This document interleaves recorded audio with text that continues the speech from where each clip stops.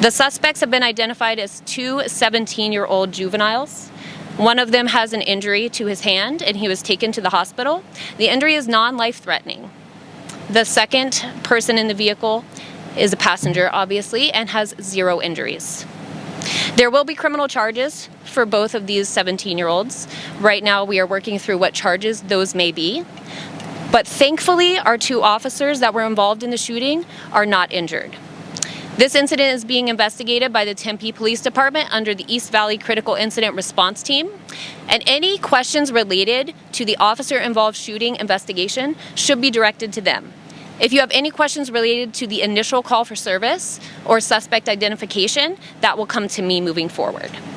So what questions do you have right now that I can answer? Do you know anything? Go ahead. Do you know anything about where they stole the car, how they stole it, when they stole it? The vehicle was stolen June 5th out of Mesa.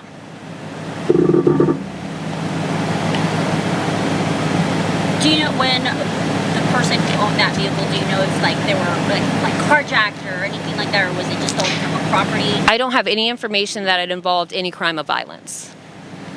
Where exactly was the grappler tried to be used? Right up the street here on 72nd Place. Actually, where we're standing, it curves to the left a little bit. It was deployed right on that curve. Did the grappler actually touch the suspect? It looks like it made contact and then it popped off of the tire. Was there property damage when the car drove through front yards? I haven't walked the scene, but looking from the air unit footage that we were able to view, it does not look like there's any significant property damage other than just driving through the landscaping. Are you able to say, was the injury to the hand from the shooting or from the crash? I don't think I can definitively say. I know that it looks like it may have been from a shooting, but because the airbags deployed on the vehicle, it's hard to say, and we're hoping to learn more about it as the investigation progresses. And to clarify, the injured person was the driver? Correct, yes. Were either of them armed? Not to my knowledge. We have not seen any indication that they had any weapons on them. When they collided with the officer vehicle, did it look like they were trying to drive into them on purpose? You will see the body camera footage eventually, but from what I saw, it looks like it was intentional to get out of the way. He wanted to get out of the cul-de-sac and the officer was in his way, and so he ran into the side of him. Do you know if like these 2 juveniles have stolen other vehicles? Like, do they have? I don't have any information on their prior history. I don't even have their names right now. I just know that they are 17. And so that will be something that officers look at as they investigate this incident. And hopefully when it is complete, you will get all the answers that you're looking for. It's juveniles from here in Mesa? I do not know that right now. They're both teen boys? Yes, yes. Where did the officers initially, I guess, make contact or encounter the stolen vehicle? So it was called into officers at Power in Maine, and when officers responded to that area, they located the vehicle driving south on Power to Broadway, where they turned eastbound. So right at Power and Broadway, I'd say just a little bit north.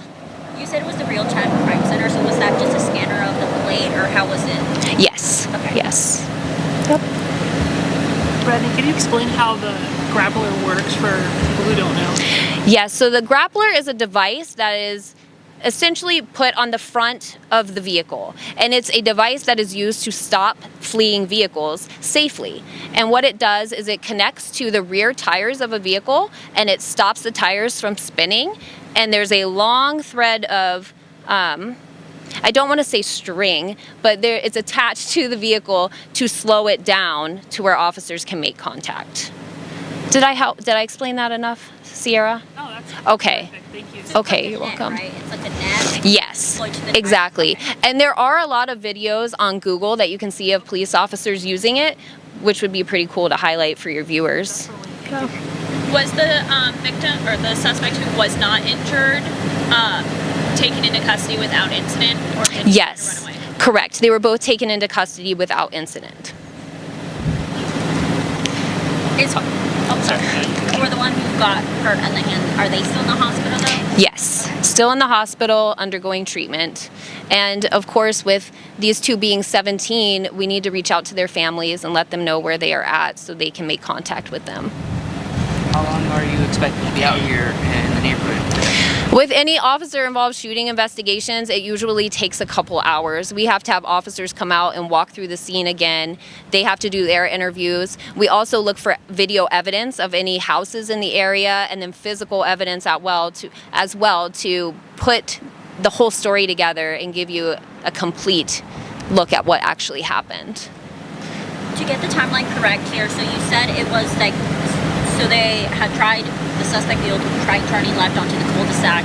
That's when the officers deployed. The grappler didn't really catch on, so they kind of went into the front lawns, and then they shot at them? So there is a cul-de-sac, and it's a little bit further off of this street. So when you curve, it's not just the cul-de-sac, you have to drive a little bit. It drove into the cul-de-sac. The stolen vehicle went off of the roadway, making a U-turn, driving through the front yard of multiple houses that lined the cul-de-sac, then putting him head on with officers responding, and then it rammed into the side of one of those officers, and that is when the shooting occurred.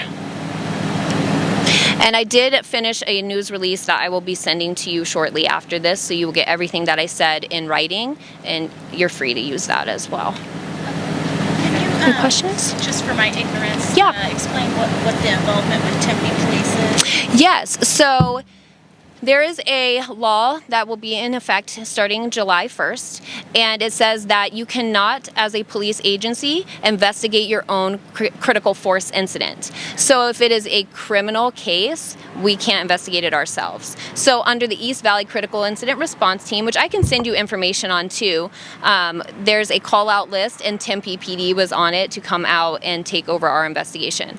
Now, Mesa Police Department will still take all internal affairs investigations. So we will still be looking at this for policy and procedure to make sure everything is kosher and everything was done appropriately. But when it comes to investigating the crime, which in this case is the officer-involved shooting, we don't want any involvement in the discovery of what they find. Yeah. Okay, well, thank you all for coming. If you have any further questions again about this incident, please let me know. But about the investigation, Tempe PD. Thank you guys so much.